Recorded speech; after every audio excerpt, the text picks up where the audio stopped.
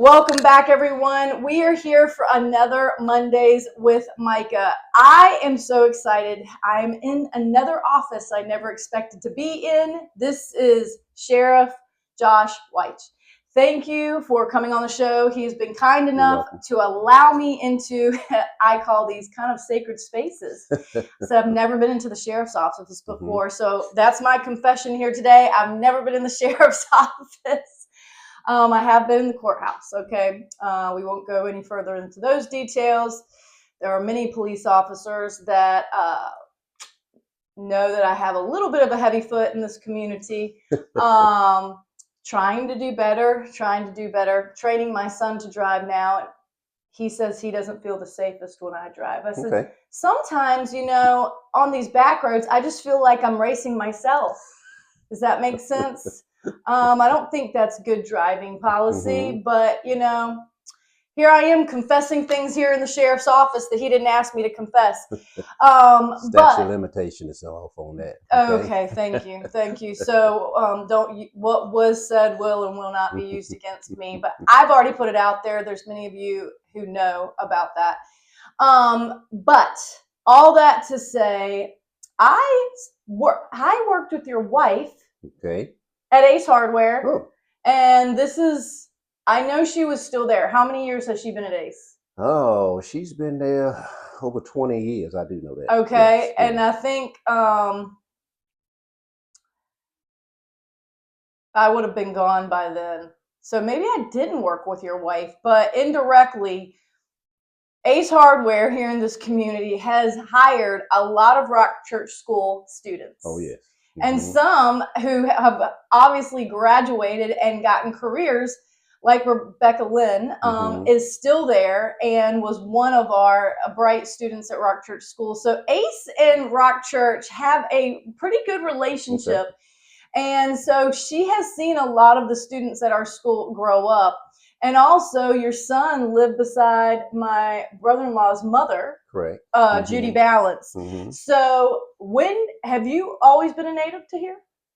Yes, I've always lived in Southampton County. Other than when I left to go to the military, I went to the United States Marine Corps in 1980, right after graduating from high school, and I stayed in the Marines for 4 years, and my re-enlistment was coming up, which was October the 16th. I remember the day like the back of my hand. And, I had talked to my recruiter and all, and I was thinking about re-enlisting and going to the Pentagon, which that was my next duty station that I was seeking to go.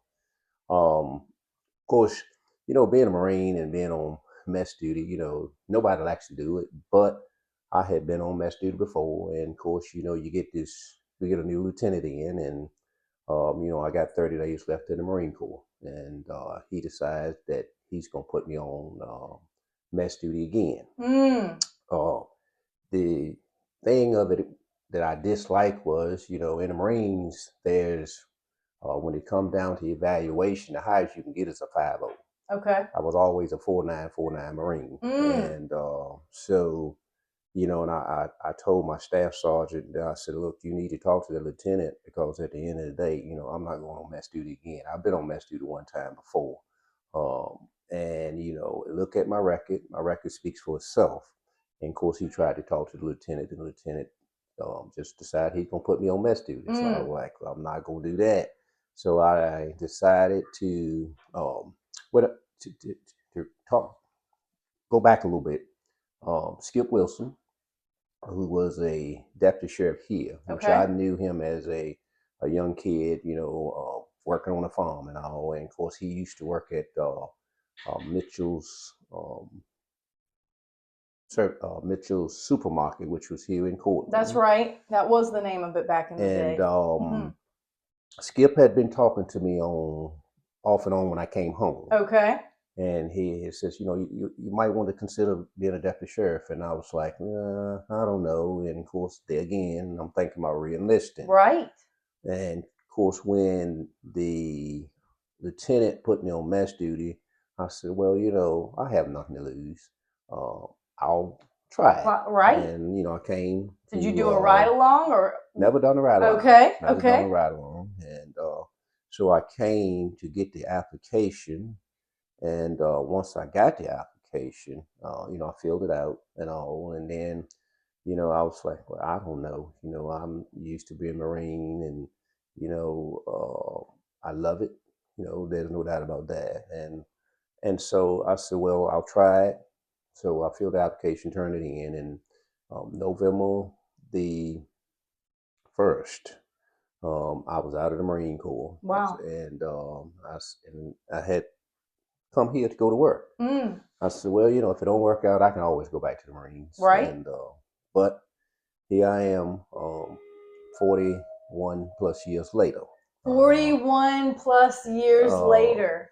I had no inklings of being a police officer. Of course, when I was in the Marines, my first duty station was Albany, Georgia, and then I left there and went to Okinawa, Japan, where I stayed a year in Okinawa, Japan. And then, of course, my last duty station was Quantico, Virginia. Okay. And there, I worked with the military police there and making sure they had all their gear and everything. But they, again, still not even thinking about being a police officer. But, like I say, once I got here, Sheriff Francis was gracious enough to offer me the job. I came in and I worked 3 years in the jail facility. Okay. Which I enjoyed. As like a guard? Yes, as a jailer there. Which I enjoyed that because I love people. Right. And my mother always told me to treat people the way that I would want to be treated. And, I always believe that just because they're locked up, they're still somebody else's child. That's right. We don't take advantage of people just because they're locked up. I never believe in that. And so, I worked in the jail for 3 years, and then. Did you learn some things about people that were different than you expected, or? Well, I mean, what was interesting about, obviously you're having some conversations with these people. I don't know how much you can chat, but. Well, the thing about it, in having conversation with these people, you always got to be willing to listen. Right. And, I take people at face value, and I mean, if you say you did it, then you did it. You say you didn't do it until it's proven that you did do it, then I have to go with what you have said. But I learned that, a lot of these people in jail, they just want somebody to listen to them. And, I always took the time to just listen to them. And, a lot of times we couldn't comment on their cases and all. So just listen to them and take in what we could take in. But after that, the sheriff decided to move me to courtroom security and civil process, which I came in that, and I really enjoyed that a lot because I got to meet more people that way. I worked the majority of my time in the city of Franklin. Okay. As a matter of fact, I knew every street in the city of Franklin like I knew the back of my hand. And, I got to work with the people, got to not only work with them, but got to know them. Right. And they, again, in working the courts, I enjoyed that. My judges, they were great. And but so were you working there during the flood? 89, I believe I was still there, during that time. Because I remember the building was on 2nd Avenue. We always work. The court on 2nd Avenue was up on the 2nd floor up there. But I'm not sure in 89 because I'm sure. No, I'm sure that I was, because in 89 I remember going through the police academy then to become a certified police officer. Because that was 2000 or 2001, right? When the flood happened, was that 99? I'm trying to think myself. I'm trying to think myself, but it might have been 99. It was something close, right? And then there was another one, right? Yeah, so, I think it was 99 and 2001 actually. But I was working at Ace Hardware. That's why I know.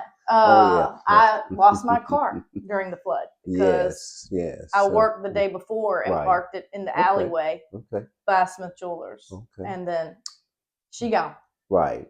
But like I say, working in the streets of the city of Franklin and working with the citizens of Southampton County, I got to really know people a lot better. And but even when people would come to court, I would listen to them, and some of them, when they come to court, I've learned how to talk to people more or less and say, look, you don't want to say that when you go into court. You Right. don't want to say that because I Right. mean, and especially the way they want to say it. And but not only that, when the young people came into court, I've always say, there's a three left. There's three words that you can say that sometimes can make a difference in your case. And and they look at me, and I'm like, it's yes, ma'am, or yes, sir. You say that to that judge. I mean, he's gonna look at you different. But not only that, the way you dress and you come into court can make a difference as well. Um, and make sure that your outcome will be a whole lot better than it would be.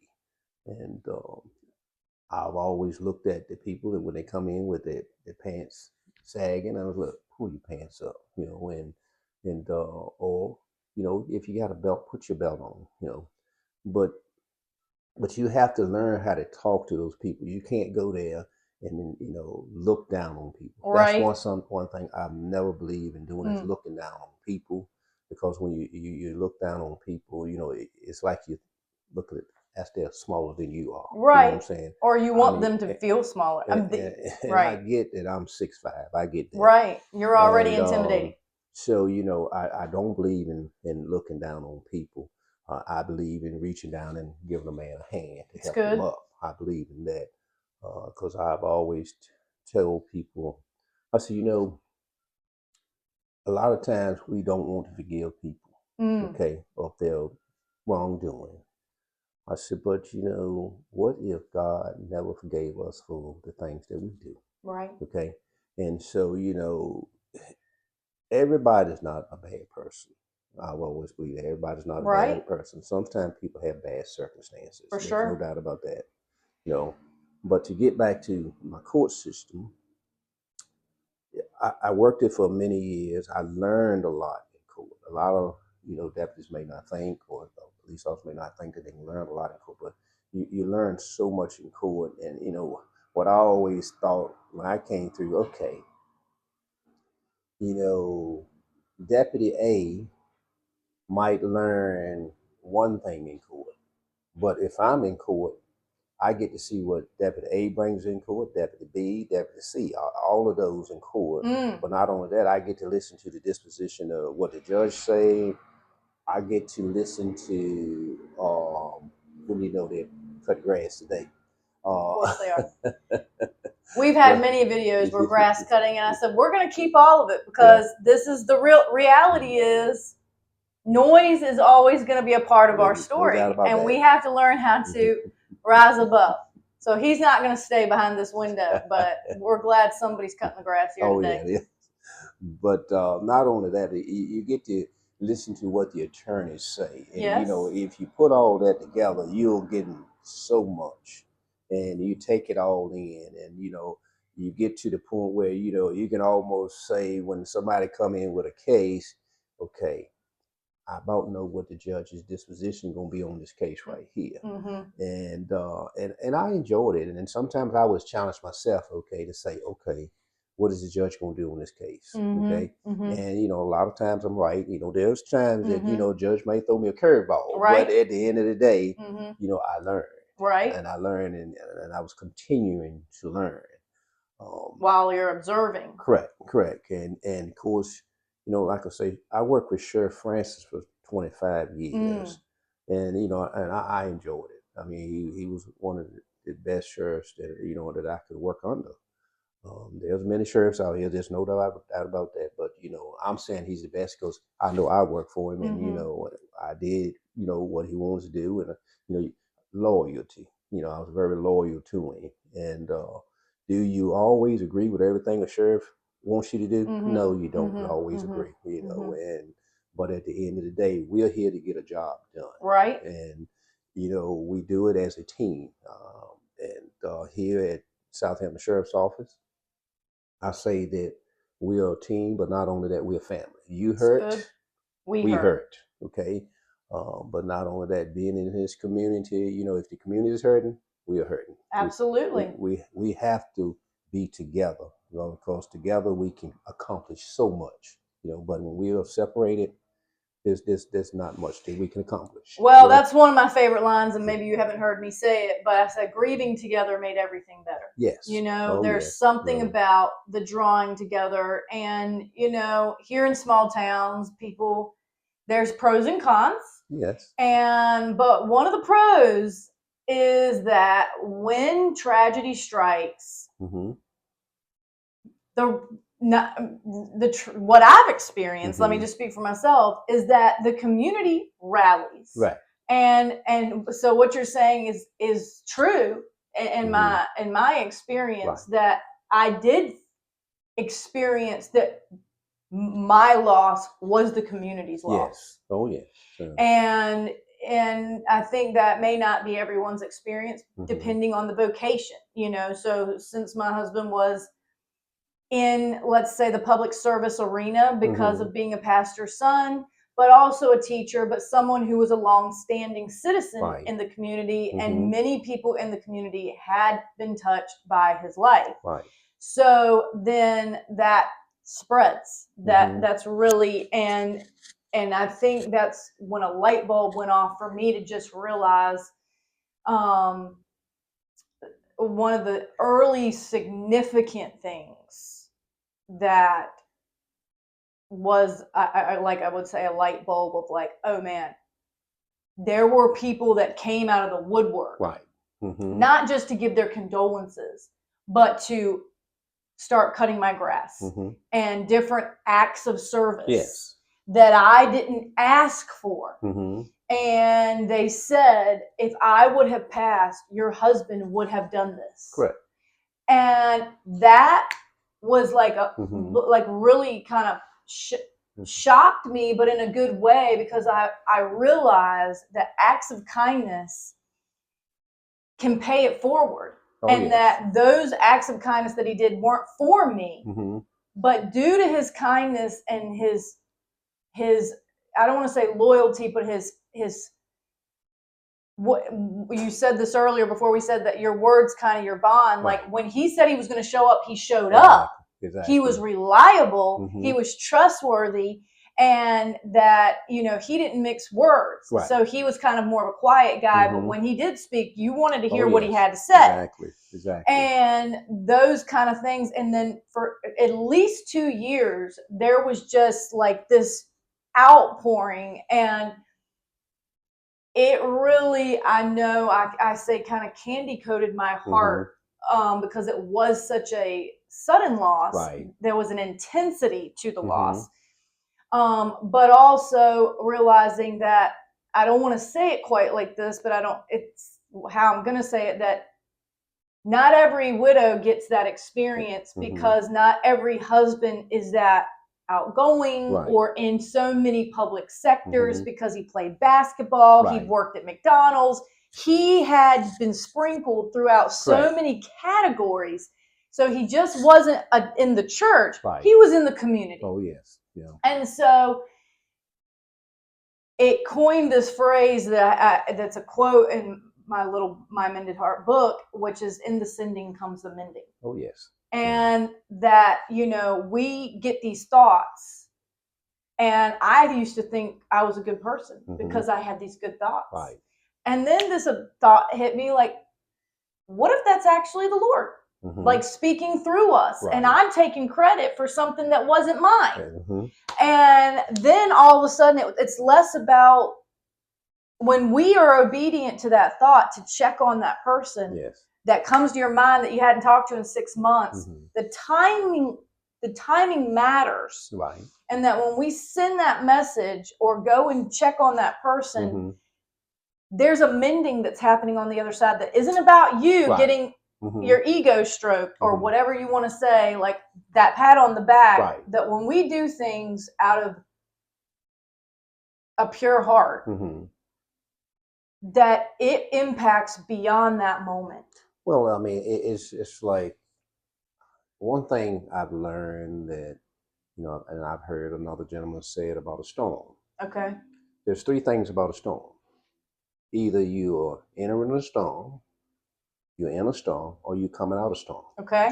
I tell my people all the time, especially when somebody passes here at the office, it might not be you today, but then you can trust assured that your storm is on the way. Wow. And if you don't help and go to others, nobody's gonna come to you. I'm telling you.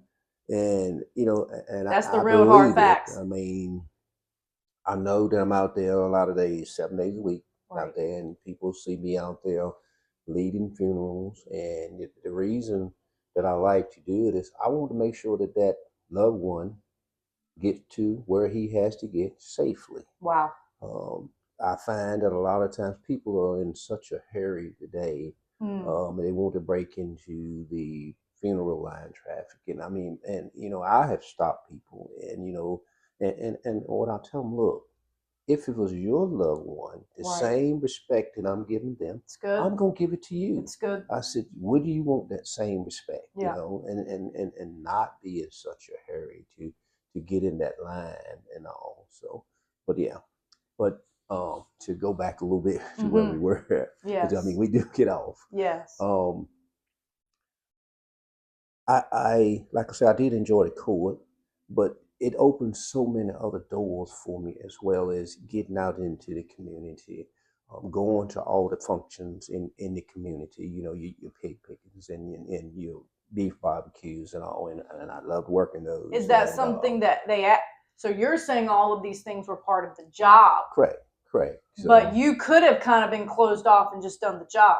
I could have just done the job here at the agency and went home, and but at the end of the day, I love people. I love people. It's good. And I love meeting people. And the more that I went to these functions, the more people that I met. I mean, I was even confused one time that they thought that I worked in North Carolina, because it was like, didn't we just see you? No, you didn't see me. But there was a guy over in North Carolina that they always thought it was me. Oh my goodness. But I met a lot of friends through North Carolina, right. and going to all these functions and everything. And as a matter of fact, with our high school graduations, I never, I went to all our high school graduations until I became sheriff. And of course, I'm still going to them today. But I believe in that we got to, these are our kids, okay? And I want the best for our kids here in Southampton County. I want the best for kids all over the world, but I'm kind of partial to Southampton County and the city of Franklin. But I enjoy going to these graduations and seeing our young kids, because they have worked hard to get to where they are today. But I worked all these functions, and of course, traffic was my thing. I love traffic. I mean, I wrote many tickets coming through, and of course, I remember, Sheriff Francis told me one time, because when I first became a ticket writer, I mean, I was just writing in and everybody. It didn't make no difference to me, and people were like, he would write his own mama. And Sheriff Francis said to me one day, he says, you can keep writing all these people out here like this. He said, but when you're down, don't look for anybody to help you. Okay? And it made me think, okay, there's a way you can do that. I mean, you can get out here and you can still do your job. But it made me start to do my job better based upon that conversation. Because I mean, you can stop somebody with a light out, and you can tell them that their light out. You can stop somebody with a tag out. You can tell them that their tag is out. And that began to gain more respect for me. Absolutely. That way.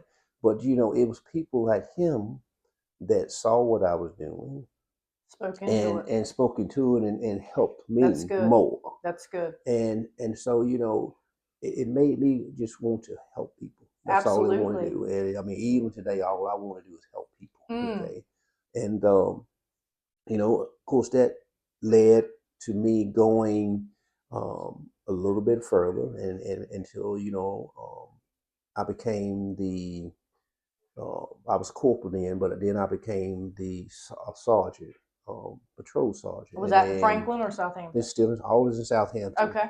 And see, when I first came here, and like I say, when I went to the courts, a lot of people thought I worked in Franklin because I was assigned to Franklin. Okay. I was assigned to the civil process in Franklin. Of course, we had civil process servants that served here in Southampton, but my main focus was all the papers in Franklin. Then it was just me serving the papers, but now I probably got three or four people out there serving papers in the city of Franklin. But then it was just yourself, just me wow, out there serving the papers. But I don't focus on me. I don't believe in that. And and like I said, I believe in we.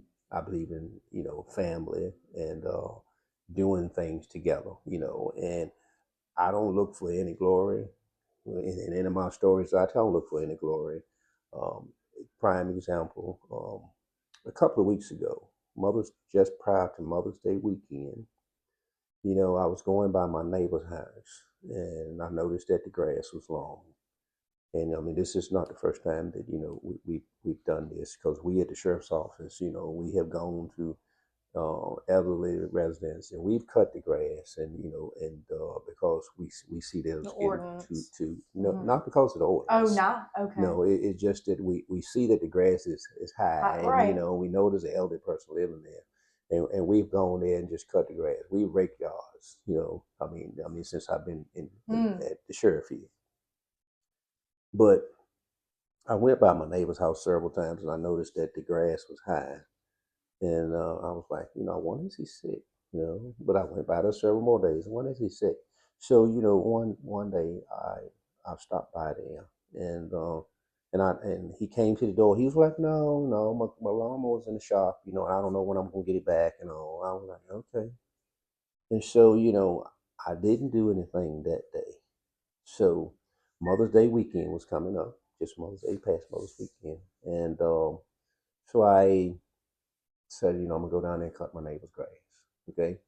And so I went over one evening and I cut the grass. And he came out the door. He said, "Well, you didn't have to do that." I was like, "No." He said, "I'm gonna get my lawnmower up to the shop." I get you. I get you. And so I went over there and I cut his yard. And then when I got through, I went over there to his door, knocked on the door, and then said, "Hey, you know, I know you got your lawnmower in the shop, but I mean, at the end of the day, you're my neighbor, and we down here, we have to look after one another." And so he said, "Well, I can't pay you." I said, "I'm not looking for any pay." I said, "Tell your wife Happy Mother's Day." I love that.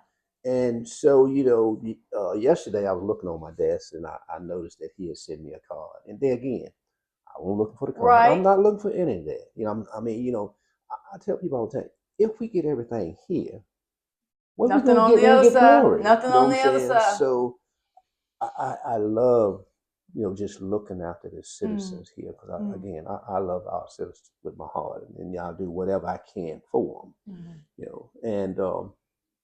And so when I became the sergeant, I wanted to look after my deputies because I was a patrol sergeant, and there were some things that I wanted to do as far as the patrol sergeant, because I never liked the deputy being out there at late nights by himself. I mean, if anything we can do to help out, and a lot of times, I would come out when I was running radar. I might come out midnight. Sometimes I would come out 11 o'clock and stay out all night. Be out there writing tickets and all. And one of my most famous rights, and I tell people, if you look right there, do you know that guy who is up there? Mm-mm. Look at him. Do you know him? We think we do. Which one? That big picture? That summons, a copy of a summons. Oh, okay, there, right. Right that looks like Michael Jordan. That is Michael Jordan. And that says Illinois. That was a picture of a little Illinois driver's license that I found, but that summons is up there was written to Michael Jordan. And a lot of people, Michael Jordan? I was like, yes, why wouldn't I write him? He was speeding, And it was a kind of shocker to me, when he stepped out of the truck, like, yeah, it is Michael Jordan, So, Right. but anyway, I mean, there again, I rode him. Everybody asked me the question, how was he? Was he? No, he was a nice gentleman, But at the end of the day, I rode him, Yeah. and to kind of be fair to everybody. You write people, and you just keep going, and you don't even think about it. Right, right. And but not only that, he still help people. Right. But like I say, being the lieutenant, I always want to help these deputies here. And of course, in 2012, I believe it was, when Sheriff Stutz came to me. I remember where I was that day. When he came to me, and I was sitting in one of my favorite spots up there on 58, which was called the Rollins Pond area. And he said, Sheriff Francis is not going to run again. He says, I want to know if you would support me. And I was like, sure, I'll support you. I had some people that asked me to run, but I don't believe in you know cutting your hand off, And Sheriff Stuss had helped me a lot through a lot of the things that I have done, and so to me, when Sheriff Francis said he's not going to run, and Sheriff Stuss said he's going to run, to me to get up and say, well, I'm going to run too. To me, it said, what you done for me didn't mean nothing for me. See, I never forget where I come from. And so, I told him, yes, I will support you. And of course, I had people to come to me and say, would you run? I'm like, no, I'm not going to run. But I do ask that you support Sheriff Stutz, because, I'm going to be supporting him as well. And so, when he came in as sheriff, then I got promoted to the patrol lieutenant, and I enjoyed, as the patrol lieutenant, steady helping the patrol out, and I then later became patrol captain. And believe it or not, I mean, even today, as a sheriff, I still get out there. And a lot of people said, as sheriff, you don't need to get out there and write tickets. But if I see a violator and it's really gruesome, yes, I'm going to get out there and do what I have to do. But the even bigger picture is this right here.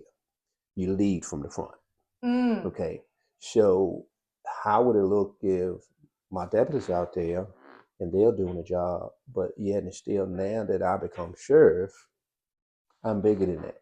No, I'm not bigger than that. I mean, like I tell them, I get in the weeds with the deputies. That's good. And they're not left hanging. No. If I got to get out there with them, I'm going to get out there with them. A lot of them, I mean, some of them don't want me to come, but at the end of the day, Sheriff, you don't need, no, I'm fine.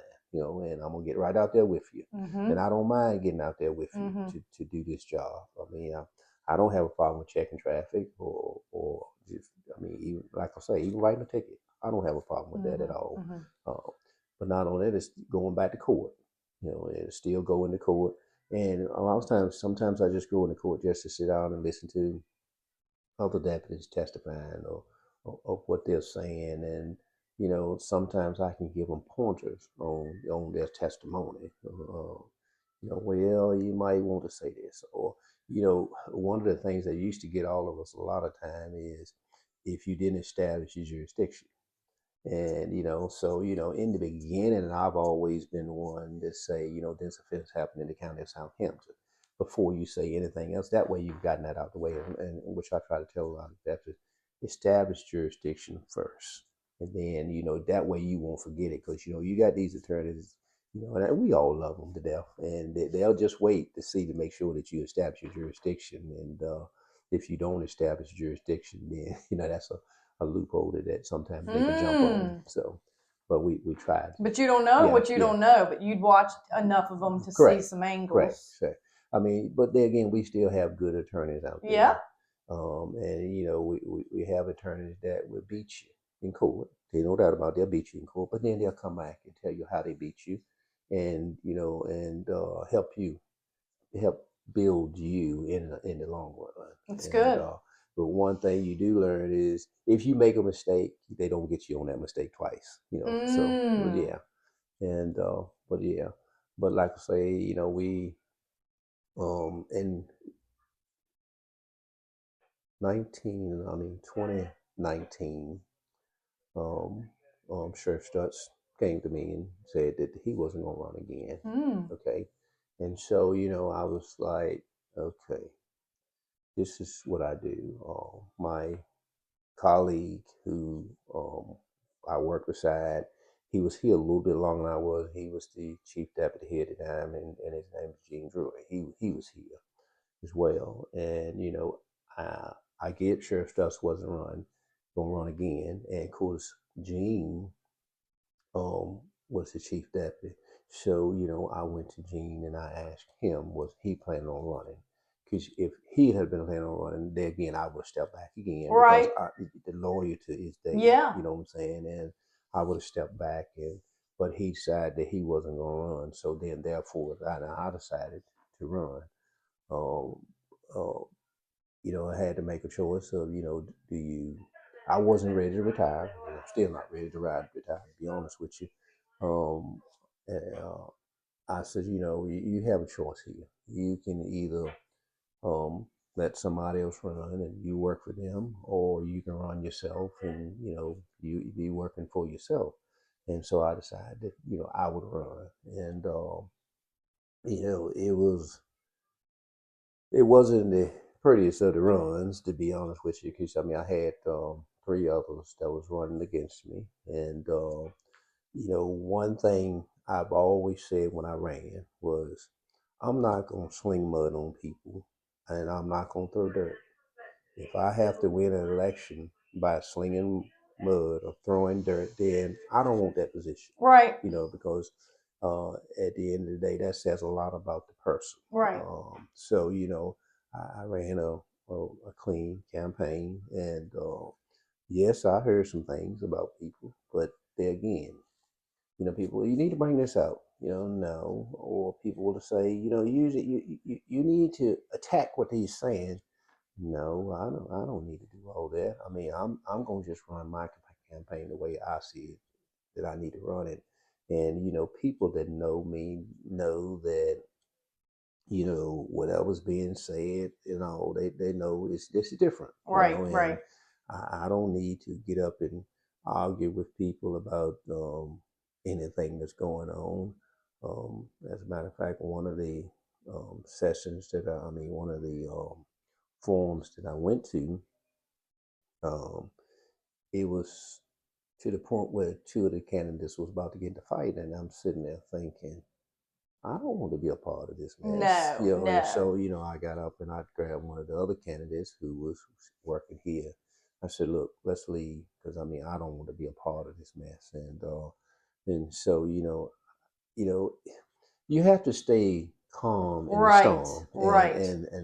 that's the way I believe, to stay calm in the storm, which leads to one of the questions you asked me. When we go to a lot of these sites and all, and yeah, we do see some things, but somebody has to stay calm when the Mm. storm comes, and we don't dwell on what we see a lot, even though we do see some gruesome stuff. But at the end of the day, you can't dwell on that. Here recently that we there are programs now that when we go to this, we are always being our brother's keeper by, hey, how are you doing? Do you need to talk to somebody? Mhm. And we have those services available here at the agency That's itself. what I was going to Yeah. ask you. So That the mental health part of this, yes. So because I have heard as I'm interviewing some of these that the suicide rate has increased within the public, right. and has to be from seeing things. Yeah, but I believe. like I say, that's why these programs are in place now to try to cut down on the suicide rate. And um, I'm glad that we have the teams here We have people here, but not only that, you have people all the time that saying, "Hey, can we come in and talk to you, or do you guys need to talk to anybody?" And we have people here that are trained, Yes. and they have this constant training that they do. So now, here at the agency, we try to make sure that we look after our own. And have you had some close calls where you really kind of felt like, I don't want to say you were in harm's way, but there were some close calls? And when you take this oath, you don't know what you're always walking into. That is true. And have you felt the Lord's protection, I guess is what I'm trying to say? Every day. Absolutely. Every day I feel the Lord's protection. And a lot of times you pray before and you pray after. And you have to, because if you don't believe in God and know that God is with you, then you haven't been through anything. And if you go through anything, you'll know that God is out there. Absolutely. And a lot of days, especially early mornings, when I would go out, I would pray to the Lord to build a fence all around me and protect me while I'm out there on that road, doing Thy will. And because a lot of people may not think it. What we're doing out there is God's work. Absolutely. Believe it or not, it's God's work. I think you're right. And a lot of times, even with a traffic stop, sometimes I say, people don't think about it, but what if we hadn't stopped there? But not only that, what if God don't stop us sometimes? Sometimes God tries to stop us, and we just keep going, and He tries to stop us, and we keep going. And then all of a sudden, He decides to sit us down. We don't understand why He set us down, but He does set us down. And then, you might not understand it then, right? But later on in life, you'll figure out, He set me down for this reason right here. And wouldn't you say in those, it's more for it's for our protection versus punishment? Oh yes, it's all protection. We as humans, we think it's punishment, but it's not punishment. It's protection. It's what it is, and we don't look at it that way. But eventually, as they say, by and by, we'll see that it was protection that he did for us. It's just like when we go out on SWAT calls now, even today. I come out every morning with my SWAT people, and we go over the plan.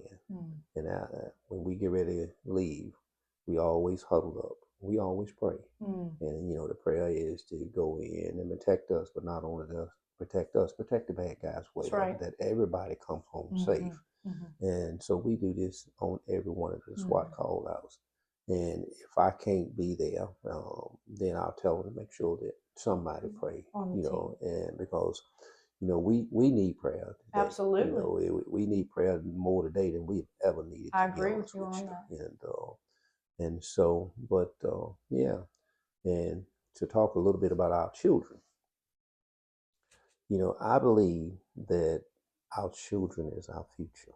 Okay, and if we don't invest in our children, then whose fault is it if our children don't astray and don't succeed? I try to make sure that we get into schools. We try to spend as much time as we possibly can with our kids. Now, I don't believe in when we go into school. I don't believe in if we going to read or we going to do basically anything. I don't believe in standing up over the kids. Okay. I'd love to go in and challenge them, the kids, and because I'm very tall, and they have those little bitty chairs, and I challenge them to say, "You think I can get in that chair right there?" And you can't fit in that chair, and to me, I'm gonna fit in that chair. Oh my goodness! And so I'll get in the chair, and it's like on the playground. Some of those things they have on the playground, I would challenge them for me to go through the tube. I love it. I love it with our children. And what I'm trying to build is we have to build where our kids know us. They know us when we're in uniform. They know us when we're out of uniform.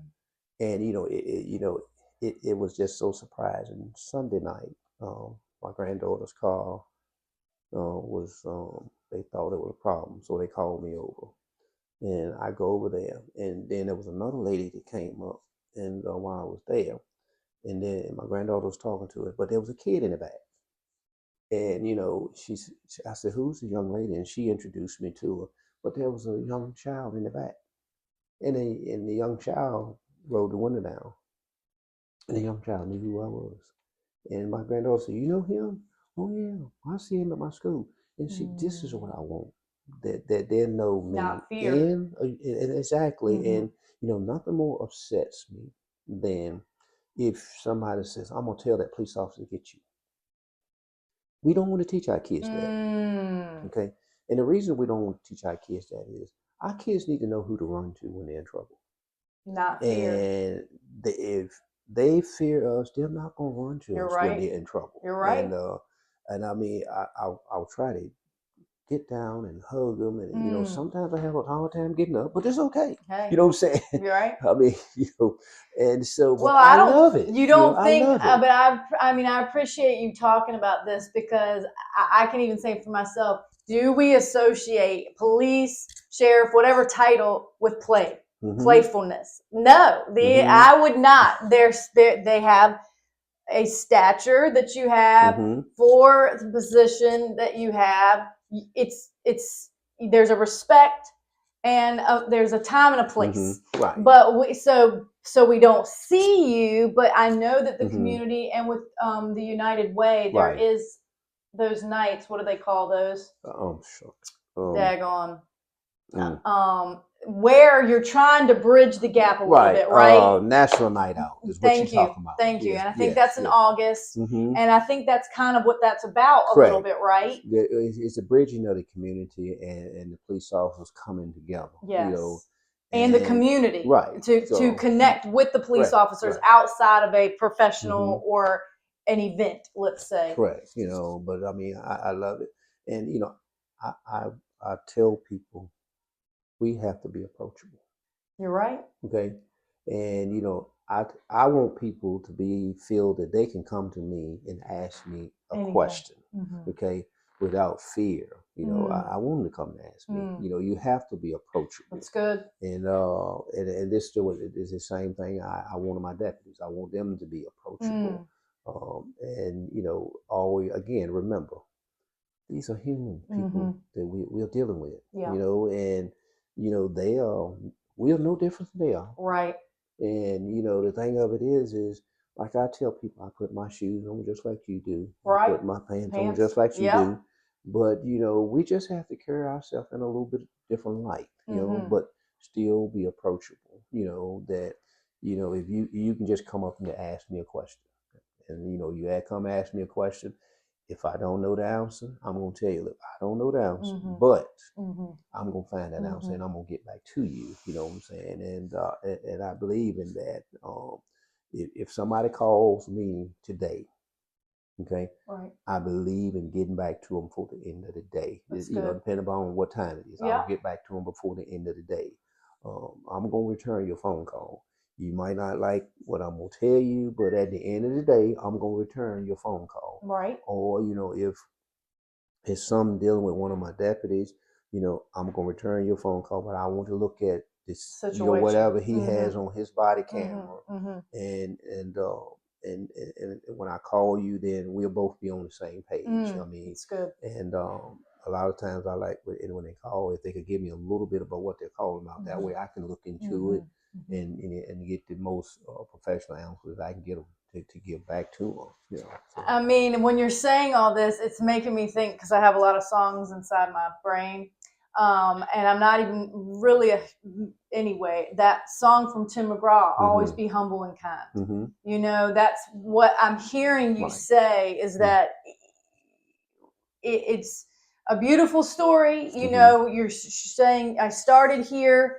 And then this evolved, and then this evolved, but you stayed open to learning, and you continued to realize within yourself that you did love people. Right. And the more you understand that you love people and you are willing to get to know people or get down at their level, let's say. Right. And then as this position grew, and just as we would hope with anything, that there's not a shelf, that it evolved. And whether you moved from Franklin to Southampton, you're still kind of covering this whole place. Right. Never, I feel like sometimes there's this us versus them thing that can happen.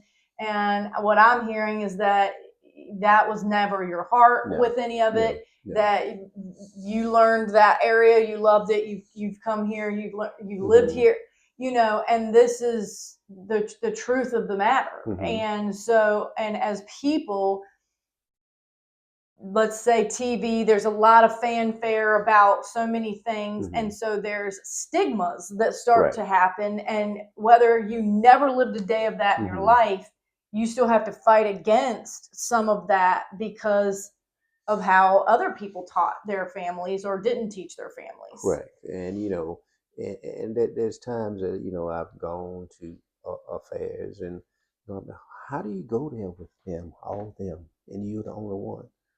Well, I go there. I don't look at them.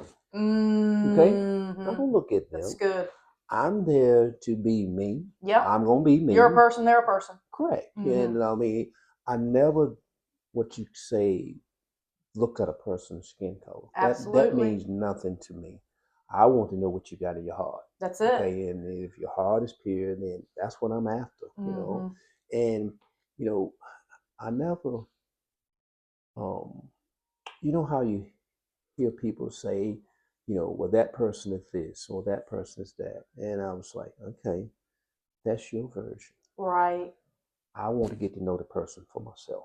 It's good. And I don't know the reason that person is that way towards you, but I want to get to know the person for myself. I mean, I've been on the road, and people would get out there and they treated me bad, but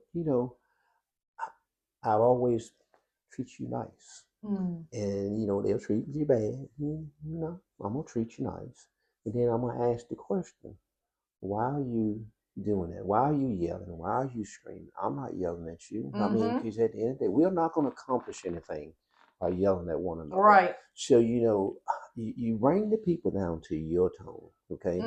And so, I don't believe in yelling. I tell people, why am I going to waste my breath here? This is just me. Why am I going to waste my breath here? I said, all that wasted breath, I need mine when I get to heaven. When I'm talking to Jesus Christ, that's when I need mine. So that'll preach right there. Yeah. So I mean, but people, like I tell people, are gonna be people. There's no doubt about that. And you can treat people nice, and some people will still treat you bad. But at the end of the day, I'm gonna still treat you nice. And like I tell people, especially young kids. You get here, and some of them like, I says, why are you fighting in school? Well, he talked about my mom. Okay, let me ask you a question. Where's your mama?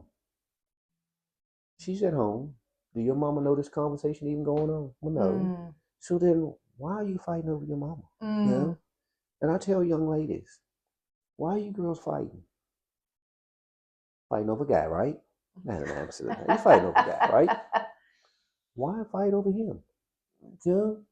I said, if you think about it, y'all are fighting, y'all are scratching, okay? Do you know if she has something that you can catch? Do you know that? So why fight? It makes no sense to fight over them, and absolutely. Let's talk about it, and a lot of times you can talk to people sometimes. Right. There's some that you can't talk to. Right. They know you can do all the talking you want. I mean, they're not going to listen. They're not going to listen. Listening. But a lot of times you can talk to people and reason. And reason with them and be a better outcome. And like I said, I don't believe in fighting. If I can, I mean, even with a deputy, I tell them, either you're gonna be a good talker or you're gonna be a good fighter. I'd much rather you be a good talker. You know what I'm saying? That's Because I powerful. mean, at the end of the day, we don't need to be fighting out Right. here, because you know we're supposed to be the peacemakers. You know? Absolutely. At the end of the day, we're the peacemakers. But if you get out there and you got a chip on your shoulder, and you're gonna go out there, you're gonna be Mr. Macho. You're gonna hide behind the badge, okay? Just because you wear this badge, that don't make you macho, okay? There are people out there that whip your butt and whip the badge on you, And I mean, at the end of the day, talk your way out of it. That's so That's what I good. believe in. Talk, just talk. That's so good. And do the best you can as far as trying to just come home safe. That's the main thing. I love this, Josh. It's so good. As we finish up here, and you've been alluding to it, but this series is about being a watchman. And I mean, you're educating those listening just how you do it. Because a lot of people could assume they know how you do it and may be talking to many people about how he does what he does, and they've never actually been on site to see it in real time. So these opinions that everyone has, and that's not the point of this, but I thank you for what you do. I thank you for the decades of service in this community. I feel that, as you said in the beginning, it's not about the thank you, but I do feel that something we say in church, we honor where honor is due. And for someone to still be alive, okay, y'all, he's still here. Okay, that matters. That means that his purpose has not been fulfilled yet. God ain't finished with you And yet. there's a call on this man's life when you make these vows and all these different paid sectors, it means something. He was called to this, and it evolved and it grew because I believe he stayed humble and kind. Okay. And the Lord honors that. When these men, like he said, if they're coming in macho, they may not always get that promotion. Okay. Because there's a lot being observed, and his loyalty, and some people may not have done that. Like, look, he don't need to be running all the things. He didn't run ahead. He kept the pace. Yes. And when the timing was right, he ran and he won. And when the timing was right, he ran, because this is your second term, right? This is my second term. Yes. And so there's something to your cadence that it's fallen into place. Yes. And so what can you say? Because the watchman is a biblical term. Right. And there's a lot of different, maybe a understanding of it, but what is your understanding of it? I mean, to be a little boy growing up here and to feel this need to serve, or this desire. I'm not going to put words in your mouth. You can say confirm or deny, but and then it to continue to expand, and for your perspective, and to see the Lord's protection on your life, and to get in here. It's not just, like you said, to write tickets. It's really to stand guard. Yes. You've been guarding this community, and the more and more I hear about it, I just got those that are listening, folks. I said this already. I'm going to say it again. Your prayers matter. Okay? Your prayers matter. It can't just be his wife praying, or his mother, or whoever, his children. You do go into harm's way, but to hear him say, I'm praying on the way in and I'm praying on the way out, I can assume that's going on, but I don't really know until I hear it face to face. And even you saying, about, you're getting at their level. I just have to say this also. It's a fatherly perspective, because if we think that even our Heavenly Father isn't going to get down on our level, that he's always standing above us, looking down on us, I don't think that's who he is. And so there are people that are standing here in real time that represent the character of the Father, which is to get down on your level, that he's willing to play, even though he has a place of authority, that you can still the badge is never bigger than who you are as a father, as a brother, as a friend. And that's what you have been speaking and instilling in your team. Well, see, the thing of it is the badge doesn't make the person. Okay? So the person makes the badge. Wow. And, as the watchman, I believe in the Bible by all means. And, sometimes I say to myself when things happen, if people don't believe that there's a God out there, then I don't know what to say. Just like we needed rain all these days. Then the other night when I walked out and it was raining, and then when the rain starts to hit me, the first thing I said is, "Thank you, Jesus." You know what I'm saying? I mean, thank you. I mean, thanking Him for we've been needing much rain, but just to thank Him for that, But as for the watchman, I didn't understand it then, but I'm seeing it more. I was the third of 6 children. Okay. I was the third African American. Well, okay. When I went into the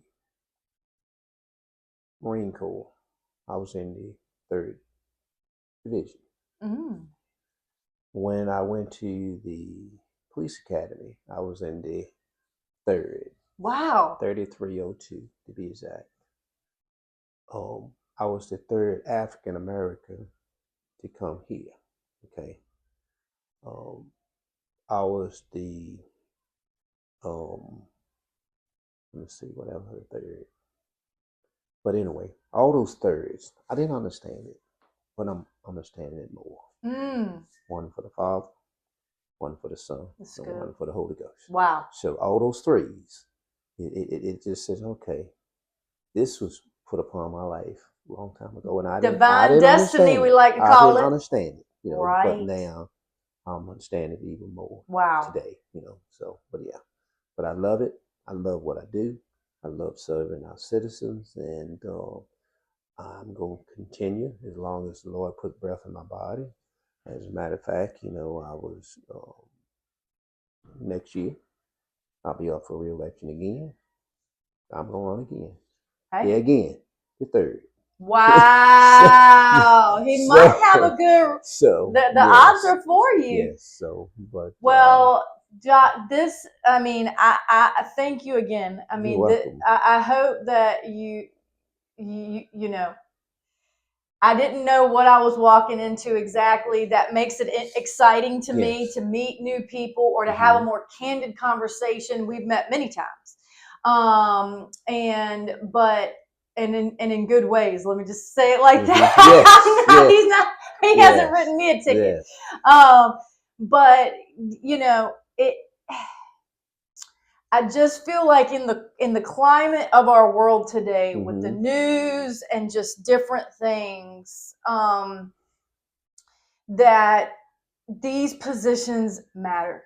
And it's not that anyone is higher than the other. Correct. Let me make that clear. But they're here for a reason. And they're here not just for a season. His season has been long-standing. And for him to continue to choose in and to still say, after 4 decades, I still love it. Y'all, that is where they've hit the sweet spot. And that means they're in the call that they've been designated for. There's a lot, I feel like, especially in our young generation, they're just looking to make money. And as we get older, we realize money don't solve everything. It doesn't. Money doesn't bring happiness. And you can have all the money, but if you don't have your health and you don't have your mental health and your heart, you can serve and become a slave to these positions. Yes. And what do? You lose yourself. You can lose your family. You can lose your peace. All the things. But when I'm standing here, I don't feel like he's lost anything. No. I'm still enjoying it. Because again, I love people. I'm telling you. But not only that, when I'm doing it, I want to make sure that some kid out there sees what I'm doing and knows that if he did it, I can do it too. That's right. And like I tell them, I'm just making a path for you. Wow. That's all I'm doing. Wow. And it can be done, but Mm. you got to want it. You know what I'm saying? And you got to want it, and you got to believe in it. So yes. So Believe in it. For those of you out there, please share this video. Okay, how do we get these stories out into this community and beyond this community? You have to like, you have to subscribe. Go on over to thewidowwalk.org. It's right there on the homepage. You'll see these videos, these vlogs, we're calling it. You also can go a little bit lower and put in your email address, and every Monday you get these. This is not just about being a widow or widower. This platform is here to learn about grief, learn about what's actually going on in this community, to create space for us to have conversations outside the sector. Now they're having these inside the job with his deputies and all the things, but I'm not one of them. I'm not in the position, but I'm thankful that he allowed me into the sector to be able to have these conversations. And if you have stories of protection and stories that you want to thank Josh too, comment below, share these things, because again, the more we know, the more we grow, and the more we can understand where they're coming from, the better our responses on things.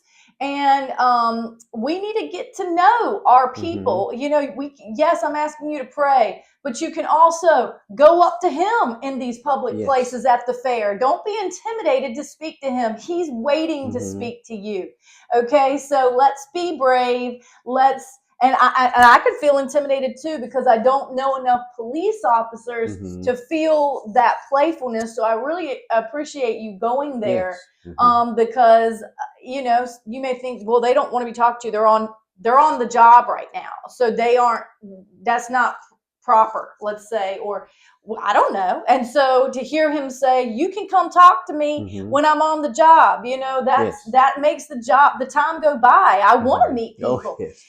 So anyway. Yeah, my wife always asks me, how do you just go up and talk to people? It's easy. Just go up and strike a conversation. That's it. You're like, do you know that person? No, I don't know that person. I don't need to know that person. But we can come to some type of common ground where we can talk about something together. That's right. But not only that, I want people to know that this office here, Southampton County Sheriff's Office, it's not just my office. It's your office as well. The doors are always open where you can come in. And I mean, come see what your office is all about. That's it. And I'd love to sit down and talk to anybody that wants to come and talk. Well, that sounds like a good pitch to me here at the end, that the door is always open. And that is exactly what I'm here to do, is to continue to walk through new doors, continue to have conversations with new people, new hearts. If you are interested in being on the show, if you're one of these first responders in different parts of this, I'm talking hospice, nurses, ER, any of those areas, EMTs, we've gotten a chaplain on. That's going to be, you've already seen that one by the time this one comes out. I want to hear from you, because I'm learning, and it gets me more excited about who lives here in this community, who's caring for this community, and who's praying in this community. See you next time. Bye-bye.